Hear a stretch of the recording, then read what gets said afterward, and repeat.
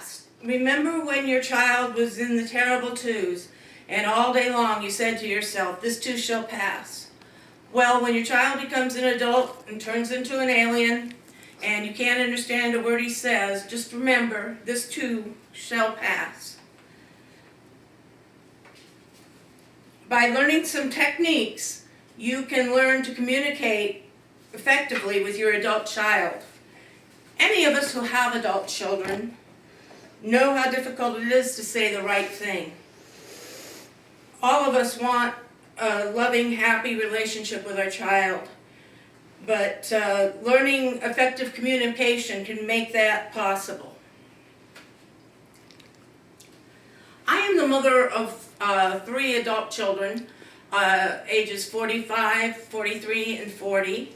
They each come with a spouse and children ranging in number from 2 to 8. Sometimes I get really frustrated. I feel like I just am not communicating correctly with my adult children, especially my girls. I find myself and them going back into old patterns, and then we all end up screeching at each other.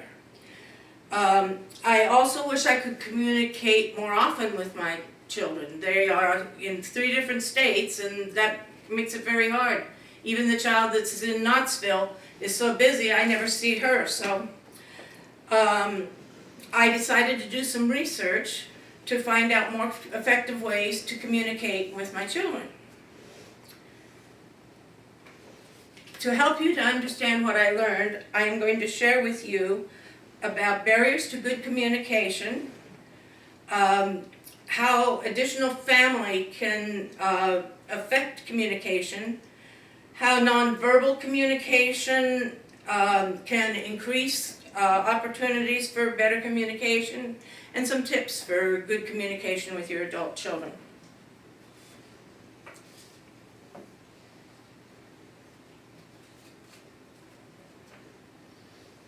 Our communication with our children must evolve as they become adults. Dr. Randy Green, a licensed New York State psychologist, says on his website, drrandygreen.com, the parent-child relationship is originally based on the parent having the most authority and autonomy than the child. This relationship changes as the power balance shifts. Parents must not spend their time correcting their child's behavior, but they must start relating in ways in which they have in common. For instance, interest, hobbies, careers, parenthood, politics, and religion. Although in our family that's kind of fireball. We have 2 flaming liberals and 1 arch conservative, and so that's not usually a topic of conversation, but you can think up some more examples. There are barriers to effective communication. Lindsay Ross, in her 2006 web article, How Parents and Adult Children Can Rebuild Relationships, which can be found on the Focus on the Family website, www.troublewith.com.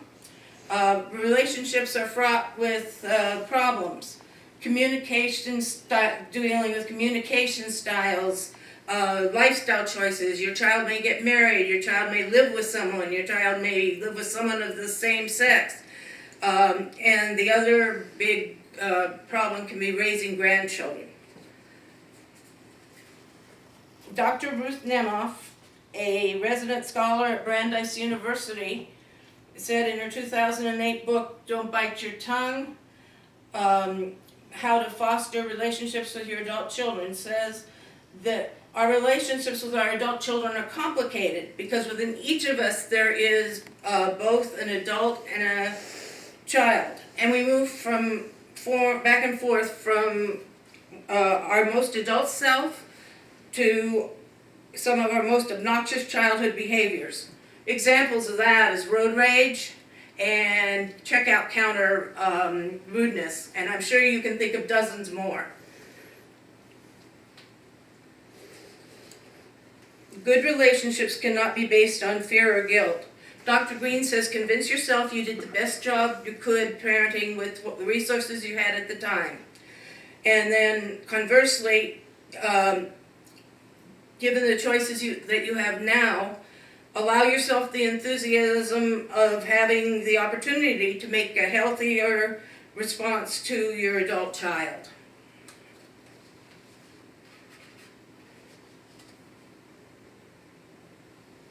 Now that you've learned some barriers to effective communication, new challenges arise when your child takes a partner.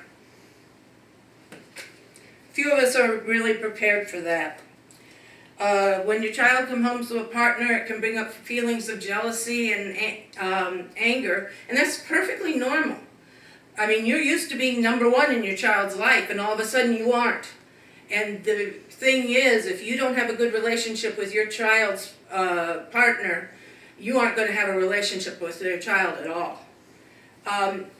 Also, you might disapprove of this partner. If you do, politeness is the best thing to rely on. It is neutral. It doesn't approve or disapprove of the relationship, but it keeps the door open. And remember that it takes time for parents and the new couple to see how they fit into each other's lives, especially frequency of visits. We had that with our oldest child when our family had Sunday dinner. Every Sunday we ate in the dining room. Well, we expected our oldest child, and as her family grew, the family to come, until she finally got sick of it and said, hey, this can't be. We can come some Sundays, but we can't come all the time. And that was hurt, but I realized that she was right and the relationship needed to change. Especially where, in this busy world, there are other ways to find the time to communicate with your adult child. You can spend leisure time together by walking the dog, going shopping, eat a meal out together, volunteer together, cook together, or build something together. Although my husband and my son built an enclosure around our pool equipment. And first my son comes running in and he says, I can't work with my dad. He is too sloppy. He doesn't measure anything. And then he'd go out, and then my husband would come in and say, I can't work with my son. He is just a perfectionist. He wants everything just perfect. Everything has to be measured down to the last eighth of an inch. So that's the time when mom should step back, let them work out their own problems. They did, and it got built. You can use nonverbal communication, especially in painful moments. A hug will show your child that you care. And with some techniques, you can enjoy more effective communication with your adult child. You need to build trust. You need to respect each other's boundaries. And you need to listen actively. Kristen Fromling, George Grease, and John Skinner define in their 2011 textbook, Communication, the Handbook, that active listening is the process of paraphrasing a speaker's message and conveying understanding of that message back to the speaker.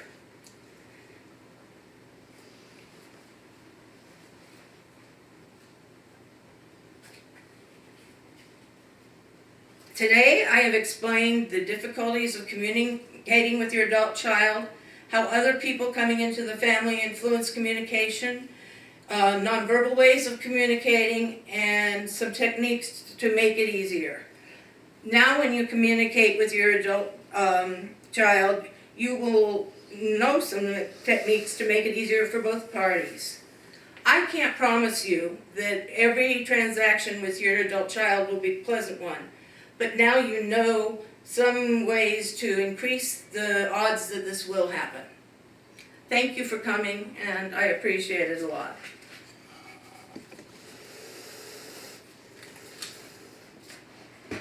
Oh, God.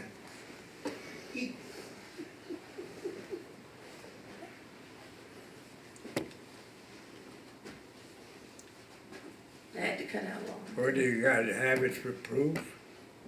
Mm-hmm.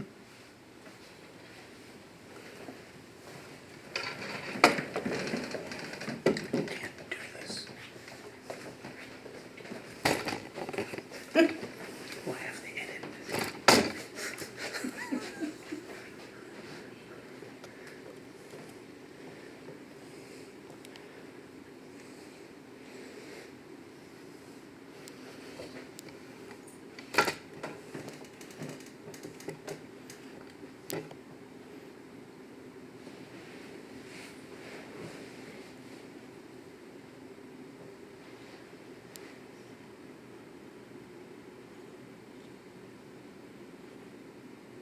Okay.